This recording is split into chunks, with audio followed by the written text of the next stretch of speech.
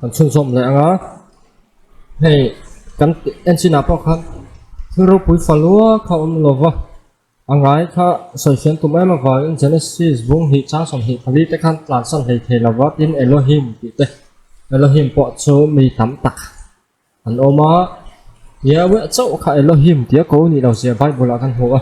chung tu kan soi bok a ai chiang in kan soi don ni tu a hian bung tharang kai don ni na langa chuta chon kan soi nga tina topa Juda perspective te han tia sumi Juda tu thir dan le an hriat dan atang chon Yahweh him Isu ani thelo zia le ani lo zia te Messian be sai kha Yahweh ni lo zia ta chu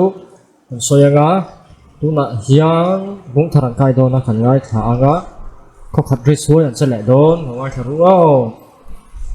tôi chầu lệ tu ta na hành chọc chỗ căn đủ chu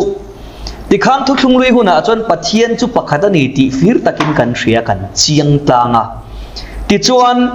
chu pathian thu chung lui huna mi Jehovah Elohim kan ti nge chu ti sa alo changem nge nia pathian hian ama ni an tong thi nal the ne Elohim a han in me ta ka lâu đeo chặt tuần mi pathian về thấu ading lama mi kho về la ron tir zo helai hi han soi chau hi cha kom ka tia engpo ni se ka tong taro rawa tlem te kan soi ma sanga jona bung tum chang som le paruka chuan pathian in kho ve la mangai em ma chu ti chuan na fa pamal nei chuna pe ti hi an chura pui bu khiat lak lawa an soi tut tut maya chura vok zolan soing do dian bel khop mai Timothy le ka thon bakhat na bung thum chang som le paruka chuan ama bolan le kha thon na chuan ti sa lo langa tia khan pathian chu ti sa lo chang God was manifested in the flesh KJV ai ti thap mai ni khata God ti ka thios manani chulai chuan pola nge dik zok johana nghe nia an soi tumi thu mun reng trong kam dang lam le kan mang ti lai te po kha kan ru ru alom ta sela chulai chu kan trong kam kewanga kan evan zirte kan han soi le sela thain ta sia nia kan rin dan hi ai nang lo thei kho meya chiti rwal chuanin kan rin dana pathian hi pakhat chau tia thutlung lui huna cha kan ena thutlung thara kan han chum chi hian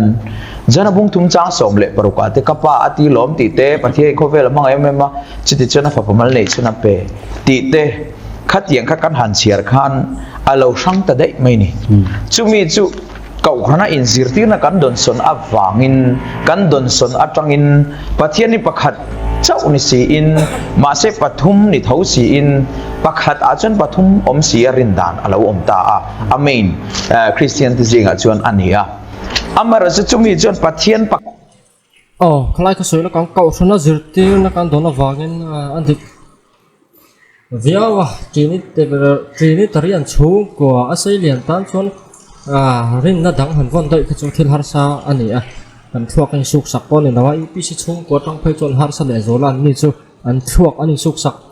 tak wang ania phata chu wang tin ang ho lo ni chu Presbyterian kau thana phai chung thuring kan in zirtir pluk hi awa ko pa sacrament department a hian te claim zo an zira ne mai awa lam mi te phai ka chu thoi tham tak in an thila bak chu Bible an chiara hetia lan dan khan ring khan in maya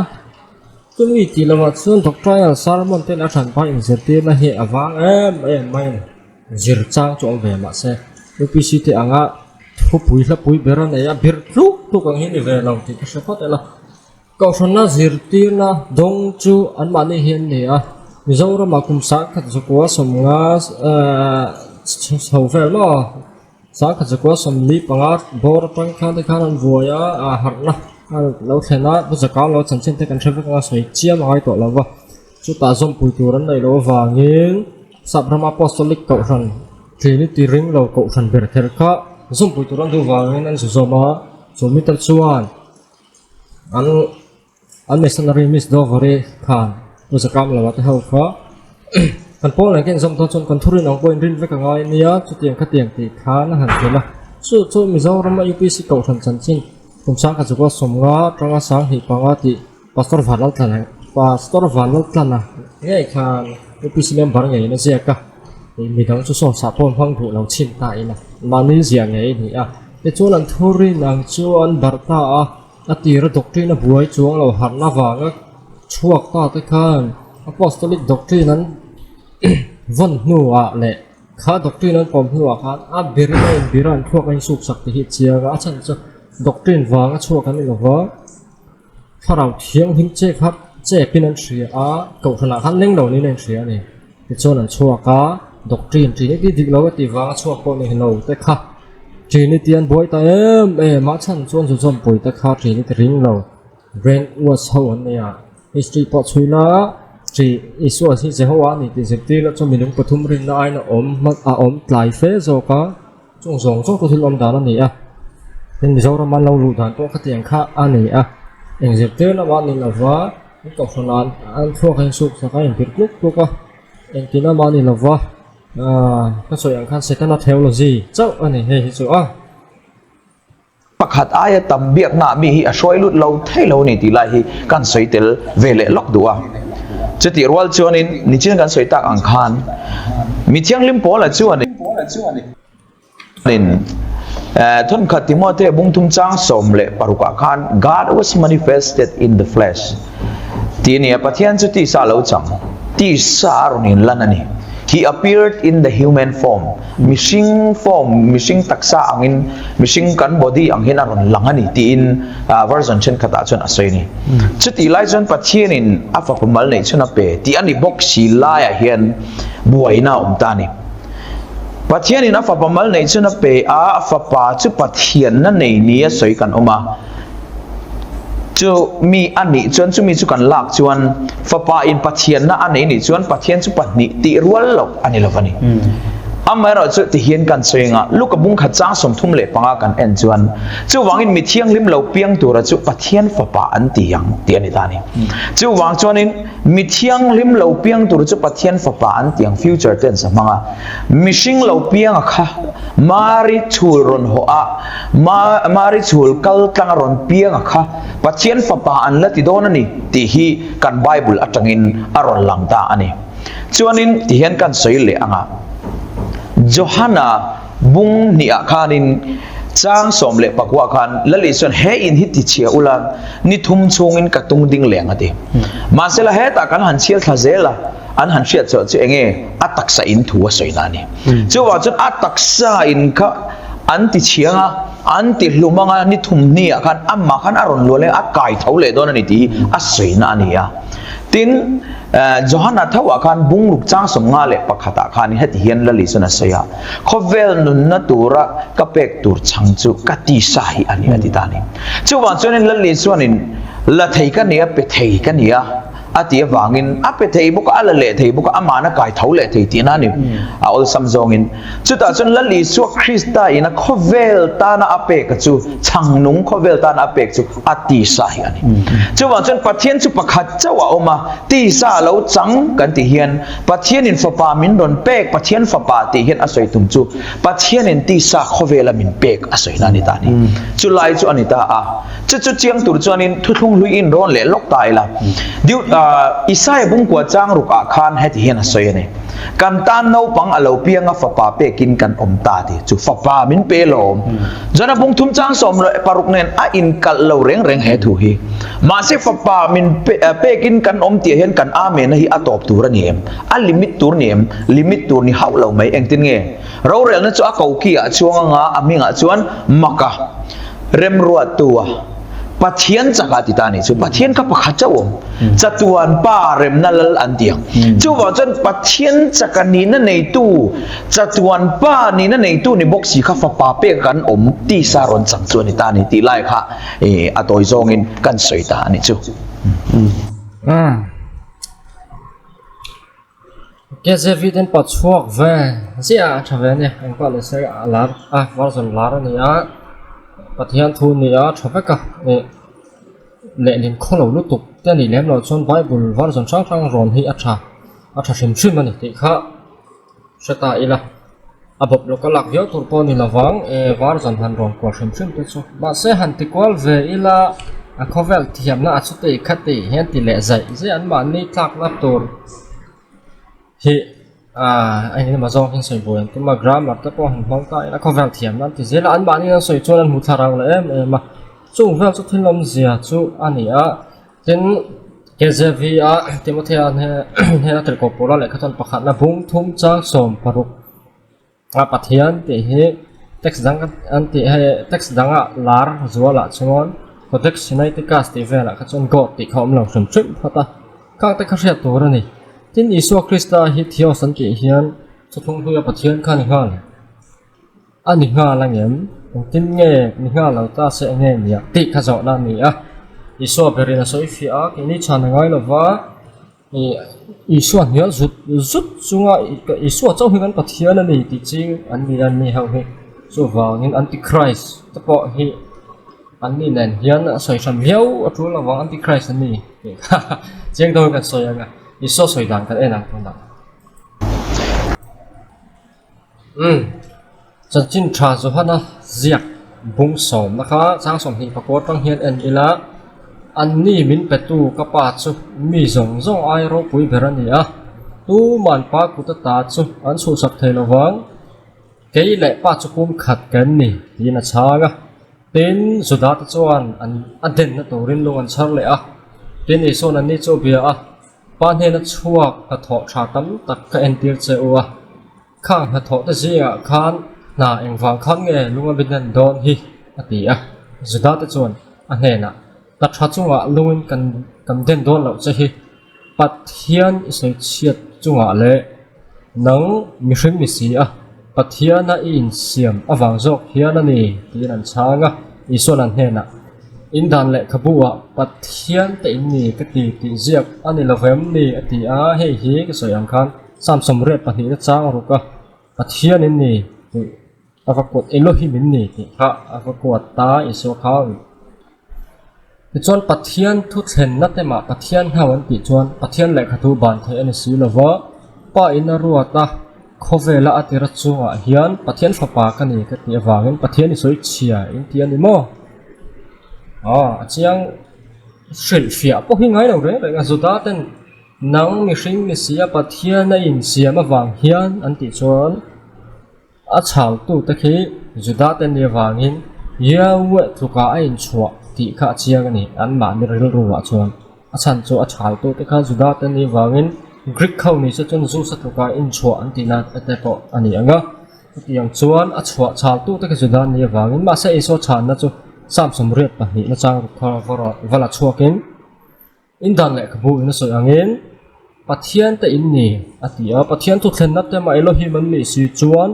pathian tia soi an ni ve si chuan engwangin nge pa ina arwat khovel chunga atira chumi kani na ka thona chuan pathian fapa kani ka ti awangin pathian soi che kani bi ka chu wang chuan Elohim pakhat chu in le khabu in soi angin kani atia tro yawe ka kani ti naw reng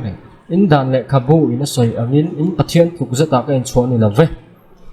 pathian thu thlen na ta ma Elohim an ni si chon pathian fapa po chu Elohim an yang chu ti khona chang ta lek zo ka chu wangin Isu in soi dan hi poimo ba pil ko pola ni ama Petra ni ama Johana ni ama atu po ni ro se Isu in soi dan pe la Isu hi an chua pathian na zuda ho pathian khani tian lo zia khani chon an thu soi chorin tlak lo ti na ni amaro chu van le thak takin le UPC ho ta na van boy thak takin chu tiang chon khoya mai jek lo hlo maya chu wangin Christian te Bible pathian thu kal dan hi chu ngai lo oma ti chon Isu chon yewe kani lam in pathian thu ka in chon lo sam somret pa hi cha ru ka kan hu angin Elohim pakhat chu kani ve jok asin ti kha Isu chan dan ani chu wang chuan KJV chu lo best da ber po ni la God Theos ti soi kha yawa ni lovin Elohim pakhat Elohim chu Hebraian le nen chon Theos ani ma ti chuan Elohim pakhat chu ti sa lo chan thu kha zia kan maya adik ma boi na tu reng om lo ti kha kheta ila zohana bung thum cha som paruk tele pathian fapa tin han shil fi dan shin shil mai ata hi ka soyang khan juda te perspective anti ve khang la juda perspective a chon pathian fapa ti chu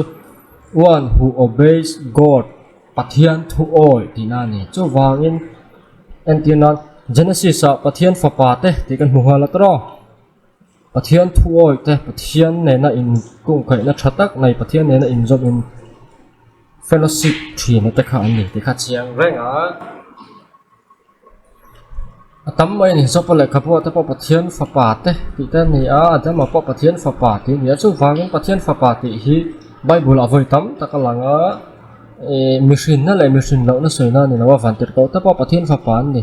eng wangin nge pathian fapa ti ni machine an ni pok si lawa a machine na soina ni se vantir ko ta pathian fapa ni thu lo chu wangin God pathian thu oi te soina kha ni a pathian ne na in kung kai chat an ni a that metaphor ko ni hi an ula sanaban kan ti hian sana hian ba na nei tu ban sanaban ani lo kan ti lawa ama ro chu ya tia mishing ina ban kan nei ang chi mishing ban soina ang khani mi lawa chu lai tak chu a literal ne na hian a in lai ma me bel na tong literal language ni si lo ha ani ak ti khian entir na nen khian intrafia thiam ma chuang che chon iso chu pathian fapa ni ti chuan pathian thu oi ni pathian na in zom ni ti na ni pian ma kha pathian na in ene mishing ina nu le pa in kara in pol na manga sex manga naw an singa ni pa mai chia lo chuak ang hin ni lovin that metaphor kini in iso chu pathian thu oi ni a pa in fa ta na thana ni pa ne na in skung kai chat in zom chat an ni ti kha asoyom zia chu ani maya pathian fapa ni amai ro chu nu la ka shin ti na ero ni lo sana po in ba na ne ya mushing ba ne ro ni chuang lo chuang che cho to kam om je chu ni a khlai kha seta ilangin a tha anga te chuan zo na bung thum chang son paruk kha kan soi ka yanga grammar te khan han soi ve an tla don ti kha an ma ni hin tla don ti kha an sa lo thei lo wa chan chu honest theology hian lan goi chakwang sual mia wa ni lak lo ngai nom lo ni en thil ro pui ma hi an theology hian nom lo phu chop vel vek ani a an pa po diabola atirata twal that le dot burania go pa ni chu wangin yang mai khan thil sai dan to ni a pathian in khovel la ngai ma chu ti chuan konjang som hang na zoma afa pamal le chuna pe a ama chu tu ko ringa pi ngan bo ro lawa chatuan an in nan nei jok la sentence in zom chonga complex compound sentence ang khan hi a tra ti chuan ma sabera hian pathian kithil ti tu ani wangin pathian subject ani chiang dawin kan en exegetical interpretation ani a literal interpretation ani tu na ka soi dan to aum zia chu a in zia dan takin ka soi do ti na ni a khovel thiam na lam ani na khalai kha shata ila pathian ti subject ani phat maya an thil ti tu ber kha ni a mangai ti ki transitive verb ani a mangai transitive verb Witi, dengar. Pathian ni nak mangai cu khovel, tra khovel ki object ni a. Chuan a mangai maksud ti chuan afa pamal nei chuna pe a. Anti a, kilai thang ki kan soinga, kalai kha atok chuna ni boka. Chuan object pathi ta ni papa ti ki primary object ni a. Primary object ni a. Khovel te ki secondary ni a he ta hi khovel chan cho pe hi di transitive verb ani wang object pa hi nga yan tir nan ka lian ka ke kor le thar ka thian pa lian ka pe ke kor kha direct object ani a lian ka secondary object ani thil te kha lo dong chong re thau ti na le chu tianga man chu ni a pe ti hi ma ani le a man ngai lo dan nge ma ni thil kan in te ngai em ngai lo ra kor kan in pe te ang hi helai ka ti sa thi kan in pe te ang chu tiang chuan kan mangai lo wa tu ma mangai lo wa tong man lo dan ani a chu wangin bắt thiên in không về là mang ngày em mà cho cái chuan nó phập mal này chun nó bể ở thì chuan ai dễ đàn nó chuan bắt thiên in phập ba này à chú không về ta nó bể thì khai dễ đàn cho người ta này cái lại khai dễ đàn tắc cho người ta exegetical exegetical interpretation literal interpretation akan sinh phiền chuan anh ni chuan exegetical ni lovin le literal interpretation ni lovin unspiritualized ani to nan sinh phiền dan ang chi hi an spiritualized ta tikha ati na tikha ne mai hang tiang hi chuan eng kim sinh phiền thaya har sa lo le ma an spiritualized ta om zia chu thil tak ani lem lawa an level chu ati na kha ne mai ati na theory te nhưng mà này là cái tiếng hi ma ati na theory zong kha ni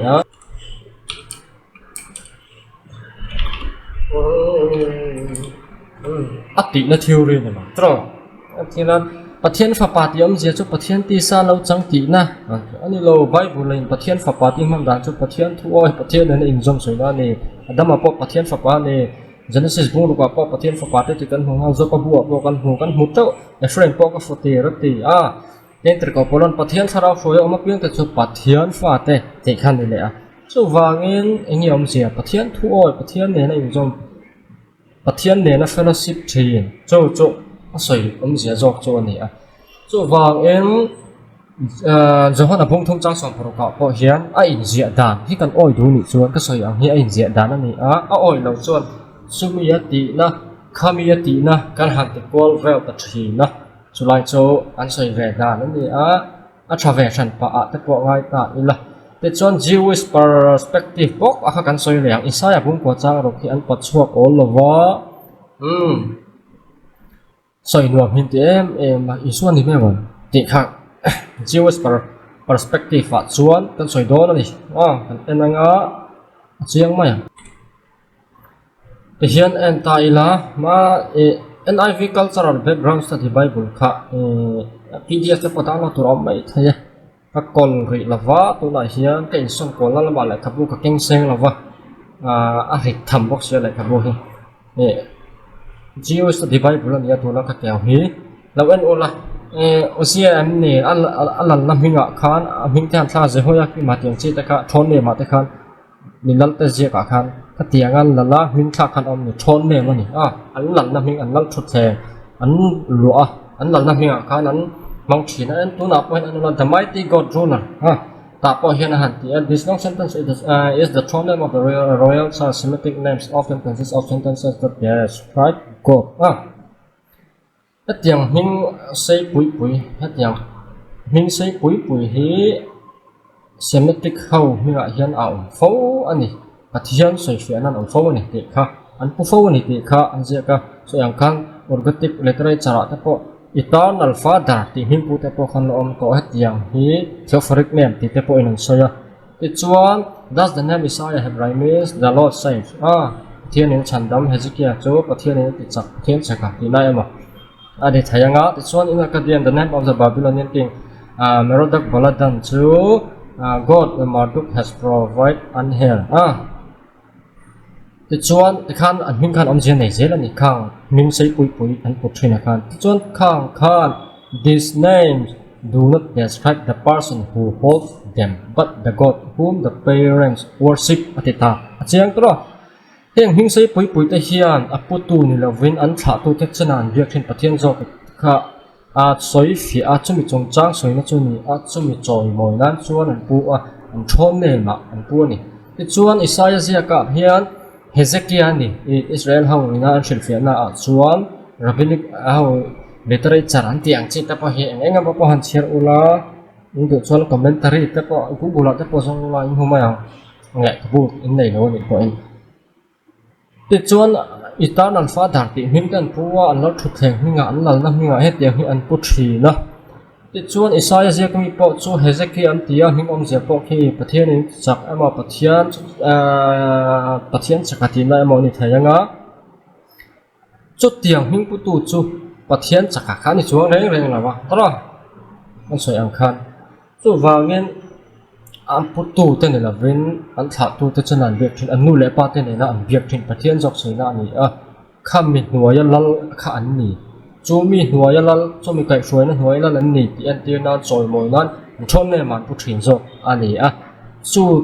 is e man laya an hing pu da ni semitic tonga te po a han ti khema an hing pu da na ni re reng an wara theophoric name ti an soya ning sai pui kha an pu thin na ni chu thilom je ne chu ti ni chuan Hezekiah po chalo ni se a thon ne man nga an tha tu te pathian soi fia na ni a chu lukan la chong in bung sari anula chu rai nga ti kha han ko ta Isu Krista kha UPC hau khan chatuan pa hi ni chatuan pa ni chan chatuan pa da nom theilo a han ti ta Isu kha chatuan pa ni lo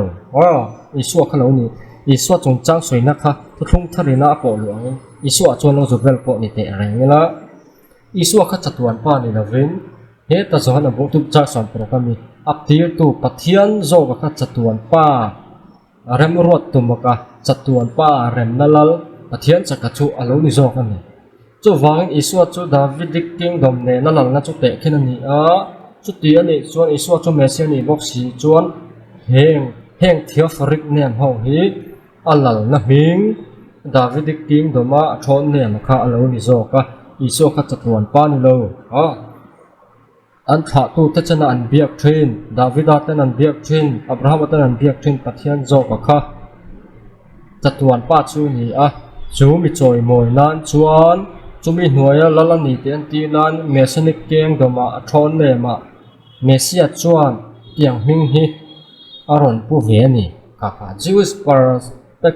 Jewish perspective anga thil fia chu ani a adik chia boka ti lai kha hret tur ani a chatuan pa hian om lo Isu kha chatuan pa ni la chu Bible thil fia dan to chu ni a chan chu Isu ngei na soya in tin nge ti kha kan pathian in ti ka pa chu choi moi tu ni Hebrai ho kan pathian in ti chu tu nge Isu ka pa chiang mai ta chu wangin Isu hi voi khat ma pa ti in in soi lawa tu ten emo ani me an tian lo me bel ve khan ni maya zuda tarin da na kan soi don ni chuan tha chiang deuh khan oma Trinity chu la ding chang ka zela chan chu yeu a fa pa khan ni miao awangin Trinity kha lo dik le ta mai ni Jewish perspective anga han thil fia ko khan an point of view anga han thil fia ko khan adik ta ma chu lai chu thil om zia chu ani ti hi te khan a chiang tur anga yang khan oi lo fe te kha an la om le nga Jewish ti te khan juda tarin dan ka khan ste khat ni lo an pathian ani tian hei lo ma han te nga khoya ma chu phai chu chum han thai han cheter te po hi them hu tu po om lo Bible la hen UPC ho khruwa ka te oma khatiang ho apostolic kausan duk dak vak lo ho khruwa ka te kha na om ni ma ni Christian khruwa ka om lo wa juda te khruwa ka po om reng lo wa juda te Bible la Christian Bible la po om lo wa tu te mo hian ati na bu an se mani chon chu ti na bu wa chon bung khat chang khat cham la ko in bung khat chang thum na vel chon om to ran ati na bu chu tiang vel chu thil om da ni awang en oi sakla kan ni la wa tin te hi rian vel dau hian an sa grammar ka po kha an thiam tak chuang lo zia khalang mai na grammatical interpretation exegetical interpretation literal interpretation an tlafai veka pe ti ta po chu ma ni thil in pe hey an tina in lan omani ma ni in lan chu in pe tin kan sai to ka su tianga in lan sacrifice soi na chu in pe tin soi the te me wa ama ro chu gift kan tho me la sap tong gift kan han tiang chi lan ka soi an che ka ma ni thil in pe the la chu wa Isu Krista po chu tong man da na kan soya angya la na kan thil fia ain zia da na kan thil fia chuan pathianin afapa Isu Krista kha khovel ta na pe chu in zia da ni a ain zia da oi lo tu tan antin ma soi hak nan zong a ke ze vi chu te kha te tan han ti a ke ze vi po chu po ni ro sa text po kha e chui tu ro oma tle ma zong kan soya hing Isu ber zo han zia ka soi fia bo ka wangin a chiang ma god ti khan ye we ni lovin Elohim pakhat kan ni ve asin ye we kan ni love ti kha Isu cha na ni a chu wangin Isu thu soi nial char kho pak into Christian về bốc sĩ hồng hít số siêu đốc Christian anh nhỉ swak anh nhỉ bắt thiên thu đóng soi tuổi po hình rồi vợ mà ngày nát té rem nát té anh mà tổ thấy nó không ngày nát té po thì ông té chiếm là vợ u nào té pon ngày chuông là vợ đến bán này hiện par chuông lên là vợ có phần đắng về hình rồi thì em mà dù giống chuồn nhỉ phúng chuồn nhỉ chứ chuồn hairstyle tên opec té po khăn support anh thì ha các sẽ là chàng thì chuồn nó soi tâm lên mà in Messi trong trang còn chui đom nghe mà mình chàng em thì các người tụi nghe căn soi kia lại nó khoảng soi kia lại nó chỉ là rồi ya ka chui tak han oneness theology ai in dan het tak mai pakhat oma chuda chuanin china kan uno pa ron soi ta kan khan Isaiah bung ko chang ru ka chuanin chatuan pa ti kan mu ni khano panglo piang tur fo pape ka oma kha chatuan pa ni ti chin tak main to han ron soi lang to ti chuanin chuda chu kan mu chin do chu chatuan pa chu oma ma se chatuan fa pa hi ron soi ve ta tat lo mai ni kha no pangron piang tur kha chatuan fa pa ani ve lo ma se engi ani ka ti chon chatuan pa ani chu chuanin soi tum thu tak ani ka she ti chuanin china kan thu soi hong tu ina ron soi ang khanin Timothy athon khat bung thum cha som paruk hi kan chiar lang zoyanga ti sa lo langa thara wa thim changa vantir ko te muwa gentle zinga tang au puya khovela hian mi terina ro puina shroi chota ka chu atini ta chunin God was manifest in the flesh atita KJV second mong khan helai hi toy teron soi lulok ka do chu helaya God himself manifested ati lai hi Greek word a chan phanero ron mangta chumi chu omzi kan soi chho don chonin ron eng chuak tin ang ron eng chuak tin ang ani ta chu chu omze nei zok ol sam zoka engani a figurative meaning kan soi don chonin mu themo shia thim the ron lar ti nani chai chu achiang hen ka shia johana bungni chang som ni palia kan mu pathian ti sa le thi sen nei lo tharaw kha pathin chu tharaw ani ti kami tharaw ti sa le thi sen nei lo kha omze nei mu thein aron piang shia thi thi turin aron langani ti chi tak men kan min ka shia ti chunin kolasa bung ni chang ko a chunin ama chu pathian form kim na tin re chu tak se nei na om reng sia ati ni chuwang churin pathian form kim kha pathian pakhada kha tak se nei heta a form kim na ni kha ti se nei ron kala ni ti chi takin asoya athena zara mo minung dang pathian dang asoi rawa pathian pakhat thio sakha form kim na tin re om khan aron kal mei zo ka ni ti kha chi takin alangi ka sia khalai te kha helaya Bible cha pakhatte Timothy thong khat bung thum cha som paruka enge ni manifested him God himself manifested aron ti hian chi takin aron pholangi ka sia churai chu toy ten kan soi lang zek ni sera thange ani ta hi chu lak ti tam lu tok lo ni mai thaya kolosa bung hi chang ko kha aron soi ve le ke ke Timothy kha chu kan soi to ti chuan kolosa kha ron soi ve le he te hian a votha David ke barna ta khan pathian chu lei lewana khat ti khang yela ngani na la lei lewana kha wangin ti sa kha ron changma sela kha mi singa kha nei zo se wala a pathian na khala chuang hu puni ti zong khan the oneness of God ti kha sia kha chu pu from mo te ala tu te na mo ron soi chong ta thi na barna ta sai ang kha ka soi chong an ti du khelo mai the ma se mi zo to le ni na om thu hian oneness theology hi tle min ma ai chuan an thil thir da te kha zau na ma chu son chuang ho lo te ro ka chu seta ela te chuan kolosa khian avot hlat chia ta ni pathian na fam kim zong kha khang pathian na zong kha ama khan om vek si chuan eng tin nge chuang tu chu lo om the te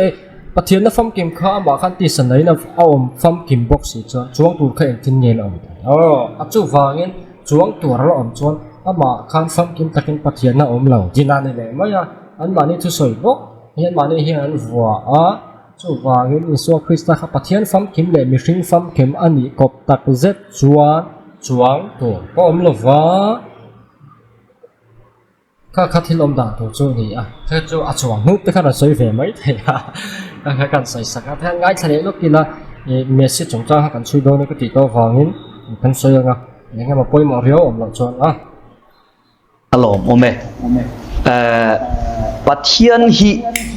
ti sa lo chang lo ta ni se ngai pathian ani zo ho lo wanga tin chatuan fapa lo ni ta se chatuan fapa chu khowela ron kal ni ta se chatuan nu omanga yang chu wangin chatuan fapa ti hi bible a om lo sim ti la hi kan soi duwa pathi an zirtir na lại ăn thuốc lại ăn ngày tuần hàn mol mang ta chứ mol mang tất cả này chặt tuần bao chọn chặt tuần nuo mà anh này chọn bắt thiên po chu anh tiền na mi pa ang soi trên này mi pa này cái tiền na mi lâu xem là anh này để lâu xem là vẽ vẽ à pronoun po i masculine gender nằm trên này bắt thiên po he chọn bắt thiên po chu mi pa anh lâu ngay tại là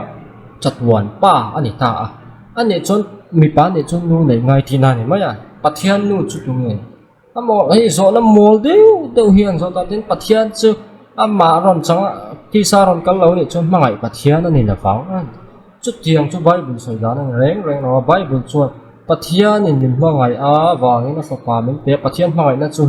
hem bia hian kan hu kan sia a fapa min pe ka hian ti te kan zo han le khathuna jiang na ama lo kal lo han ti chu bible rin lo wa mai le an thorin nui jathak le noi zet hian ale na ma chuan an ma ne hian thok tu ma pathian thu tak nial tir tom hian engemaw hian amol ve te hi hriata chu thil chu enge niang ki po soi ngai chiam lawang tro chu chuan amol ve thi ti kha chiang ranga chu wangin abraham apo pathian ring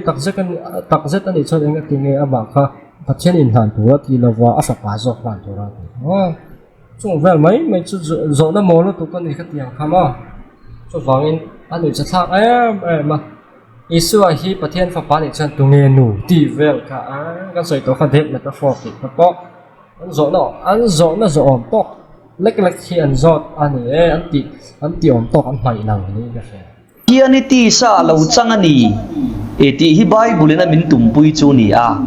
pathian in khowela mangai em a chu ti chuana papamal nei chuna pe han ti hi lianan siam a pe ti anga ngai tlat lo tur ani a om zia chu zona bung li chang som ni le pali chon pathian chu tharawa ni ru le ti sa nei lo ti kan ri a chu ru le ti sa nei lo chu ti sa nei na lo kal ta a amma le amma chu amma rem ruat na nuai aronin tulu ta amma rem ruat na nuai ti sa ron kalawangin johana hian afa pamal nei chun min ti sak mai ni zo hring om chuna lo piang ani wangin chu philippi bung ni changa heriru krista isu om po kha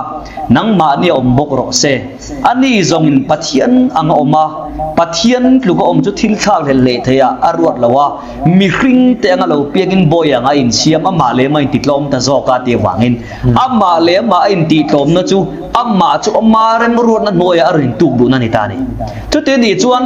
tharau lu le ti sa nei lo kha amma rem ruat na noya ron tluk du chi chuan fa pamal nei chun ron ni lo thei lo wani chu bible na min sil tu mani wangin he ta timothe le ka ton pakana bung thum chang som le paruka pathian chu ti sa lo lang ti le jona bung thum chang som le paru a fa pamal nei chun ti ai nang ta chi mai ni ti sa lo lan na ve soi na ni a chu mi ti chiang em tu chu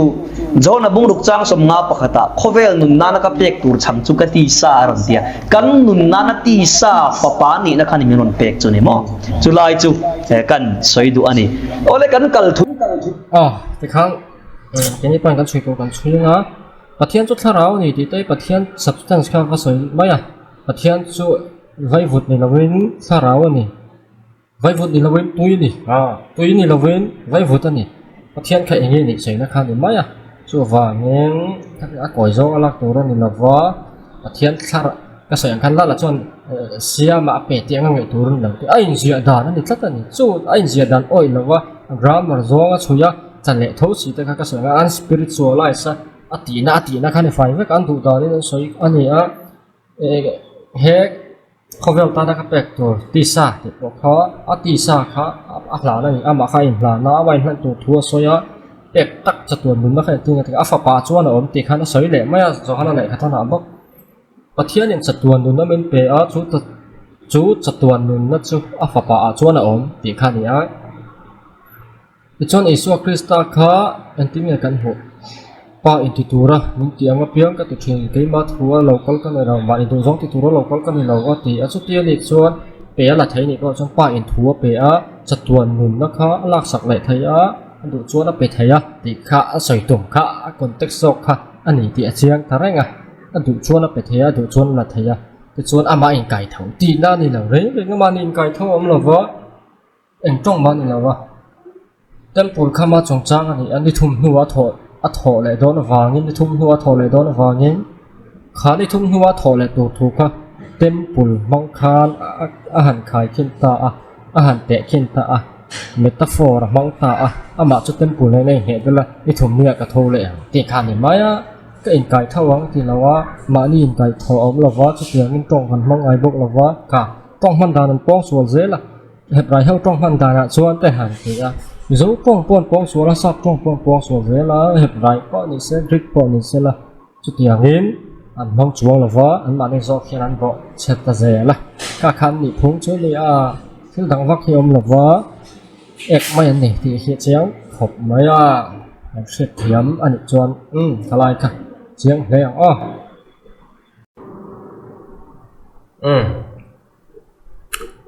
ต่อปัจจุบันที่เห็นกันหลังเวลาแล้วก็ไม่ใช่จงจ้างจะกันช่วยยังเองทิ้งเงินไปใส่ที่จงแต่ไปจู่สอยตู้จงปอลักชัวเซนั่นนี่แหละวะจู่วางเงินไปหมดส่วนแหล่เสร็จไงตาหน้าฉากกันละชัวกันทุกลุยจังกันจังทุกลุยสิลฟิยนะจุดที่เองน่ะบุลปุยเบอร์ไม่ตัลมุดเตมิดรัสที่แต่กันเองวัวซอยยังระบีปะนี่กัดทุเรียกแต่กันละโชคบกแต่โจนกันดูโตกันจงกันตีดอนโจนทุยทำขบไม่โดนโจวางเงินฉันป้าวิดีโอเสียมทำจัดอันนี้กันตีเฟกละฟังเรียดเทียมที่เท่าตัวละกันไงสัตเทียมเราลุยจัลกันอมเราตัวละไงแต่โจนเองติดเงินเมเซียหินเบสค่อยถึงเมเซียเบสน่ะอันไหนที่ไล่เรียด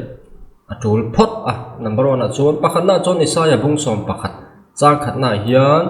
เฮตรงกำฮิชินเชียรู้ทุบปัวนะดาวิดาทาเลบุลปุยตีข้าเขามีเนินข้าในนังอันนี้ตีก็เสียอีละ the root of Jessai ตีอันนี้อีจวน Jessai บุลอัจฉริยจรนูเราชั่วกันอาจุงอัจฉริยพวกชั่วจุอารังตีที่หิมเมสินิก prophecy อันนี้เมเซียเราละกัลตัวฟิลโลกน่าอันนี้ที่ข้าอันนี้อันนี้บอกอันนี้แรงบอกการฉันจุดทุบปวนะบอกอันนี้เห็นนักกันหัวเลยอิสวจุดดาวิดาท่าอาจารย์เราชกตัวนี้จุดนั้นทำมันนี่ที่นั่นนี่เฮมีนั่นสอยจุดเจียงตะกาสอยจุดอิสวคริสต์จุดนั้นทำดาวิดาท่าอาจารย์เราชกกันนี่จวนมิชิงกันนี่โดนที่นั่นนี่ที่จวน divine ปัทยันนี่เราเป็นมิชิงอันนี้โดนที่ค่ะอาจยังตาจุดเขาวินันสอยดานในอันไงดานป้อนี่ปัทยันนี่ตัวนั้นไปใส่เหล่าเมเซียฮีนี่ก็เสียตัวนี่จุดอันระบีแต่ทศยาป้ออันหลังกันเอ็นงาเจล่ะส่วนไบเบิลบอกกันเล่แหละกันเอ็นไบเบิลบอกกันเอ็นแหละเพราะต่างตัวน่ะส่วนมีกับพุงงาจางนี่ให้ไปจุดเจียงไหลสวนตามามีให้มาขนาดเจียงอันนี้ทีหลังเงินแต่ส่วนไหนเงินเจียงเลยนิมาเซล่ะนังเบธเลเฮม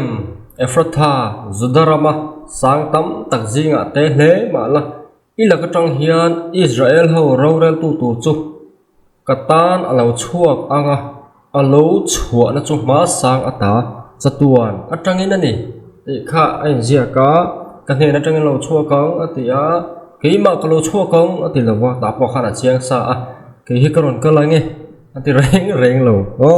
สุดท้ายจะเจอเสียดอัจฉริเฮ prophecy ฮิอิสวคริสต์เราเปลี่ยนลายขานลัลเฮโรดาอิน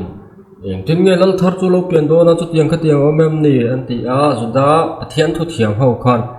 สิโลน่ะเพราะเบธเลเฮมขวดจังเงินอบตัวเราโชคท่านั้นที่โจลในนั้นสวยโลกค่ะที่ข้านั้นสิลเฟียข้าไม่สิลเฟียนั่นมันจ้างค่ะอันนี้เงี้ยนี่จ้างที่จู่วางเงินเมเซียจู่เตรียมจู่เอาเงี้ยป tấm tắc ở mà trang tấm tắc ở mà rồi chúng soi khăn cần là vek là vắng cần en vek sen này là xây đồ nó tụ thì chuan chiang ta ngay là kami pani rangot po khan Jesiah zunga tangin ani chuan Davida tha Jesiah chu Davida pani wangin Jesiah tha tang lo chuak ngai don Davida tha ni a Jordan haman ni a mihring ani don na pathian ani don lo Bethlehem atang lo chuak tur ani pathian mitir tur ani katana lo chuak ang ati a chu wangin pathian ni tir don ti kha chiang em ngal rangot maya chuan Judah rabi pakhat thu soi thu ziak kan enanga he thu ziak tu hi Rabbi Sraga Simons ania Judah rabi ani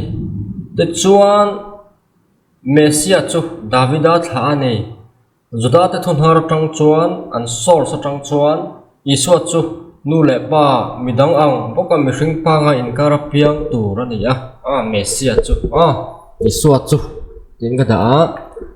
pathian chan ve emo kharau lam he khovel pia lam thil ama aom turan lo supernatural thil ang chi kha powerful deuh le eng engemaw thil ti thaina na satak ang chi ta kha aom turan ni lova mihring ni tur ni achan chu Davida tha ami Jordan hamani don awangin mihring pa ngai ni tur ani ti chuan mikaze ka tangalan danin rorel tu ani dona chu Judahun anrin dana po message chu lal chak tak thil ti thai tak rem na le muan na thlen tu khovela an pathian yawa an biak chungchang mi te hne na hriat tir tu temple pathum na din thar le tu Israel te tlan tu chandam tu rani chu chon bai sei dan ani khalai kha hria ilangin te chuan message chu Davida tha ani tur ani Genesis bungsom li pakwa le bungsom li pakwa chang som le Isaiah bungsom pakhat chang khat nichina kan chhir zo cheka akan hu danin Christian ta zirtir na ero chuan message chu nula thiang hlim hrin pa nei lo ni thunga chu wang chuan Isu ka Messiah ani lova Davida tha Messiah na nei tur ang ni na ka anei lo ni adik ve thei tlata an ngai dana chon ang pon ni sala an ngai dan chu chianga Isu kha Joseph fa pa ni lo ni Joseph kan mari pol lo meo awangin fa pa ni dan om meo lawa khati zonga chu chon adik ve yaw ang pon ni sala an bei sei dan khan pathian thu ka lo theng lo ni maya ti chuan Judah ho ngai dana chon a chiang ta mihring ni tur ni lawa pathian chan ve pon ni tur ni lawa pathian pon ni tur ni hek lawa mihring lal pakhat rorel tu ni chu om zia chu ani an bai sei dana chon a chiang ta tin Messiah hi Davida fa pa chau ni lawin Joseph fa pa pon bai sei talani mi than khat chuan chung te po chu kan hu atal mu ta te amara chu Joseph fa pa an bai sei dan ta chu kan soi ve lem la honga a thui tham ve awangin Davida fa pa zo ka kha kan enanga eng tin ngen soya eng tin ngen ngai ti ta kha ria ta tha ti chuan hi Talmud chu ni laraya maya Talmud chuan suka 52a6 hian kan hu the sage taught den zeka the chuan kan hu the Messiah ben David who is destined to be revealed swiftly in our time the Holy One blessed be he says blessed be he and the end zakim nai ka chok thina peace be upon him tingal rat khop maya ask of me anything and I will give you whatever you wish as it is that I will tell of the decree the Lord said unto me you are my son this day have I begotten you ask of me and I will give you the nations for your inheritance and the ends of the earth for your possession ti chuan Messiah Davida fa pa hena chuan Messiah Davida fa pa cái kini kan hun laya ron kal thuai tura hena chuan mi thiang hlima chuan ti za takin han kawa blessed be he ti zakir nayak le maya tra eng kim du apiang men dil ro ati ti chuan hetiang hian in zia ka thurwa chu ko puang do na lalpap chuan ati hian ati you are my son this voin hian nang ka fa pai nia voin hian ka hringa che du apiang men dil la heng nam zong zong tập hi iro chunotan khovel top thengai ta ni turin ka piang che atia nge chiang tro holy one so yawa khan ya te chuan yawa chuan mesian ne na chuan davida fapa mesian ne na chuan tia yawa chuan amaro chun burin te achia ga ni talmud alan dana ko so yang khan yawa hi mesian ni don tian rin dana ni lawa talmuda pok hi yawa le yawa in mesia choi moi thu le adu sak thu kha ala in jiak ta zo zela the chuan once mesia ben davida fapa mesia chuan mesia joseph papa chong huwa he said to the holy one bless me here master of the universe I ask of you only one life ta ken ron lang hai ni kan ka so yang kan da joseph papa po ti chuan soi du zo ka chu khit tilaya kan hu dana po ken mesia ke yewa ni lawa israel ho mithiang lima holy one khan holy one ti thil kre cha da wicked one te kha ma da khan e to temo pol ame kan misol pakat te khan la dinga kala sereng mai khami khan mesia kha ju piang mi dil ro nang ka fapai ne wan hin ka ring che tia chu talmud ta po kan hu to sam number pani chang sari chang re thuron la chong he an mani pon he tiang hian an selfie an chianga an ngai dan pon nia an mua ka ni chiang tro chu wangin ai ngai ama hian en ulan ni china po ka soi to ka rabi sraga simon pon pathian ani lo pathian chan ve pon lo supernatural thilana anei don bok lo lala nia khilte thei ta kan nia mishing ani don chu chu an ngai dan ani chu tiang chọn ngày đó ni lai chuan talmud ta po chiang deu lo lang ta pathian in mesia kha avo bil em ma leyan nam zong zong te po ro chuno tan khovel top theng po tan zel to rin pek te po ti ma du piang dil tu rin ti fa pa ni tiang kha chung chang kha lo so ya khami kha mesia davida fa pa chon ni ti khan sam pani na le pasar sam pani na chang re le chang sari po kha alo soya lo selfie talmud ta po kan huwa ni ti khan talmud mi lo lang chete chu kan du to ka nga adanga kan le kan kal le ani la chon asai lu tu don ka te kha dang po ma hi midras ani comment to hi rabbi eliezer ani 7 things were created before the world was created they are the Torah, Gehinnom, the Garden of Eden, and the throne of glory, the temple, repentance, and the name of Messiah. Thì khanh zia cả. Whence do we know that this applies to the Torah? Because it is said, the Lord passed me in the beginning of His way before His work of old. Of old means before the world was created. Of old. Khovel siang kha ni ti na nia whence do we know this with regard to the Garden of Eden, because it is said, and the Lord God planted a garden of all whilst as yet the world had not been created. Whence do we know this with reference to the throne of glory, because it is said, thy throne is established of all. Proverb tu phang te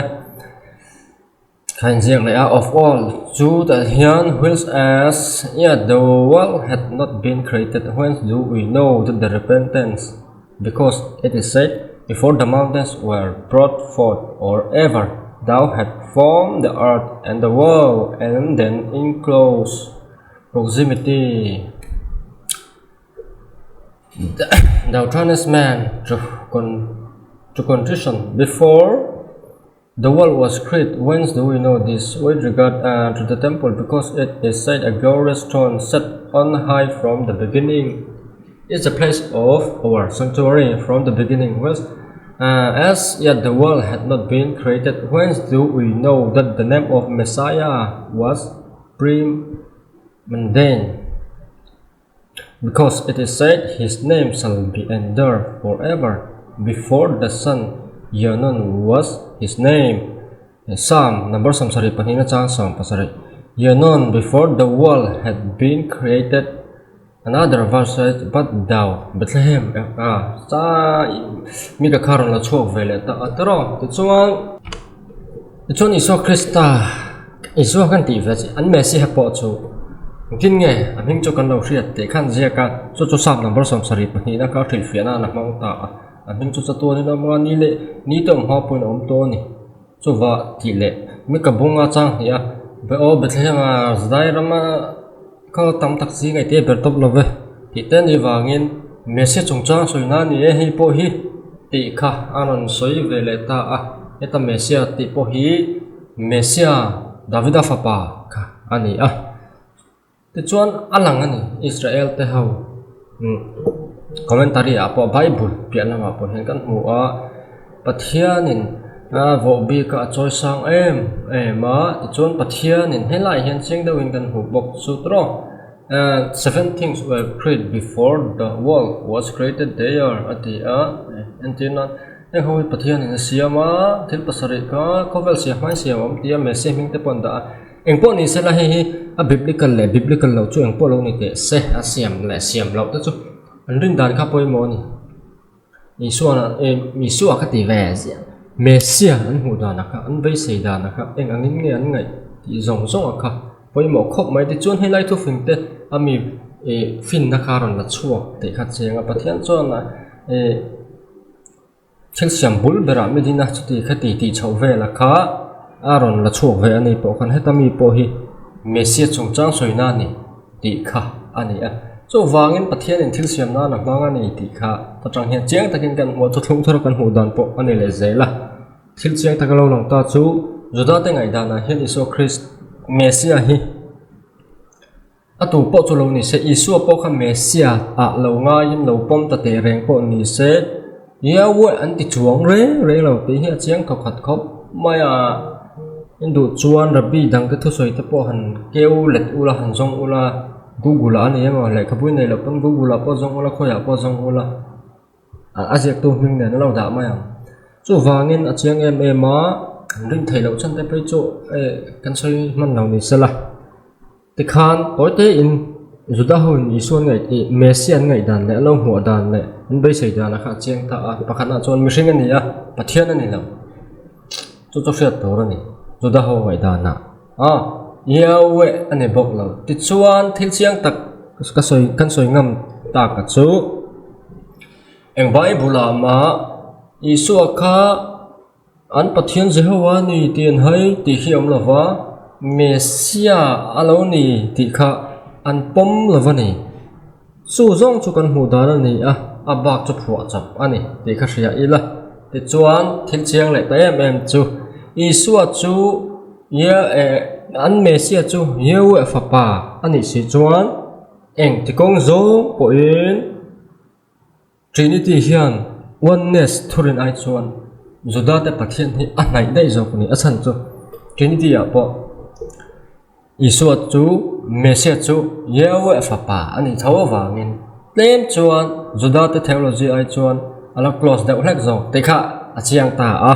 juda tarin dan ti ve si hian an hlat man ni chuan an kalfai thak a wangin an hlat dan poi soi ngai na om reng lo thim le eng ang vel hi ni oneness theology chu thim a juda te theology le Christian te theology chu a eng ni kalai kha nita sela thilam je chuan chu wangin in zonna nei hlol lo ain person thak ai nang lo hlom top mai ni an theology chu wangin juda te pathian pakhat chu te khati ti te hian soi ve bok ma se juda te rin dan tak zu chuya zu hriat chuan an Messi hrim bok yewe an ti chong bok lo wangin oneness theology hi chu eng ti kong zo po in atlalom fai fel ve hrim 100% in atla ni ti lai kha chiang tak hriat tur ni a chu wangin tu main bum chau su se trong thai wang le nam pial thai wang in bum chau su se i tu la ya chuan reverend chu thoma thu soi ang thawin phone in na ya in du in met chuak thaya thil thleng ta po adik lo fact check thlengin Google tong ringot pon in fact check vek thaya ni adikem adik lo vem ti ka ti chuan juda tarin dana chon enge ti po chul in man ina te library te na ina mo le khabu te na ya chiar ngai lo kan ni poin hanjong ve lek chini la kan hu ngal ma yang in du chuan WhatsApp pa te kan AI te ko ama AI te po khan zot chu la chiang em in ka ringa chu tinga zo ai la chuan online in talmud midras engkim ka chiar tur om bok chu wang chuan mo ta ka thil soi pup pup te tho soi ati le dik lo chu azon na tur kan tharang zong ila chui la kan huma ya ti kha chiang dawin ka soi duwa chu wangin oneness theology hi Christian theology ni lawa Juda theology nen in anna nei bok lawa hiatik kan tia America po kal top 10 na nom ni kal sual top 10 na ama pseudo Christian an niya Christian te beya Christian thurin le zirtir na be ve hian na ani maya bakti turan shulawa soi tur dang pon tha chuang lawa thil dang thadeu ta hi han soi ve don thin bok ma sela no pa chuan tuya le iso pathian ti abok khan an lu le zela khang kha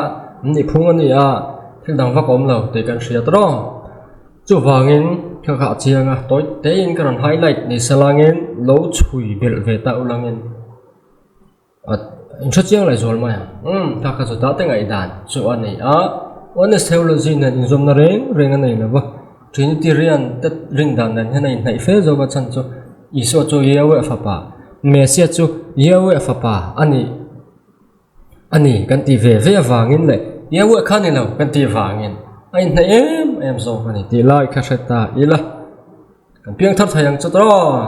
Christian ta pokon ang chowe tron tu ra ngai ilangin ole ti khan kan tu tok anga ale pekin lo chang le don ni thank you